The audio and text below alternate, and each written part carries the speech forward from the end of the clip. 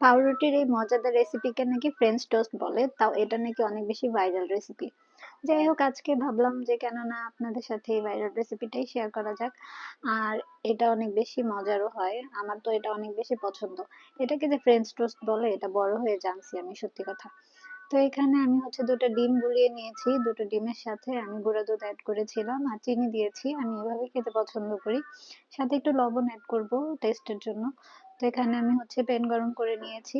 আর সেদিন হচ্ছে আমার দেবরের বউ এসেছিল। তার সাথে বসে, বসে টুকটুক করে গল্প করছিলাম। আর ভাবলাম যে বাসায় ব্রেড ছিল, তো এটা দিয়ে একটা নাস্তাও রেডি করে ফেলি আর সাথে চা সার্ভ করব।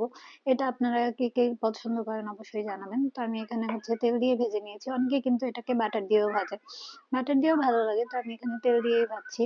আর এই রুটিগুলো এত বড় বড় আর এত বেশি সফট নরম ছিল, যেটাকে আমার ভাজতে মানে অনেক বেশি হচ্ছে হ্যাসেল হচ্ছিল। কিন্তু এটা অবশ্যই আপনারা সফট আর ফ্রেশ রুটি দিয়েই ভাজলে বেশি মজা লাগবে খেতে। অনেকে কিন্তু এটাকে ঝাল খেতেই পছন্দ করে, কিন্তু আমার কাছে এটা মিষ্টি মিষ্টি খেতে ভালো লাগে। আপনারা এখানে দুধ, তারপরে হচ্ছে চিনি আপনাদের পছন্দ মতন অ্যাড করে নেবেন। তো আমি আমার পছন্দ মতন অ্যাড করেছিলাম। আমি অনেক বেশি হচ্ছে ডিটেইল কোনো ভিডিও করতে পারিনি, কারণ একজন মানুষ আসলে তো অবশ্যই তার সাথে গল্প করা লাগে, সময় তাকে সময় দিতে হয়। তো ও বলছিল যে ভাবি আমার জন্য একটু মচমচা করে ভেজে দিও, তো ওর জন্য আমি একটু একটু মচমচা করে ভেজে নিয়েছি। এটা কিন্তু অনেক মজা, আপনার বাসায় ট্রাই করে দেখবেন। আল্লাহ হাফিজ।